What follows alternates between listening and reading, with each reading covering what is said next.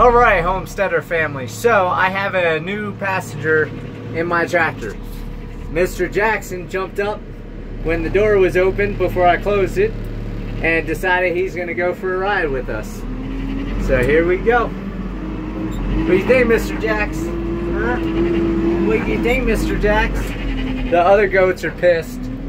They're not riding. They're out in the rain. Anyhow, we're getting work done. I just got the duck house moved. And I'm gonna get things going and keep clearing out this home excavation site, which I got going. So I'll talk to you guys later. Have a good day. Live happy, live free. That's the only way to be.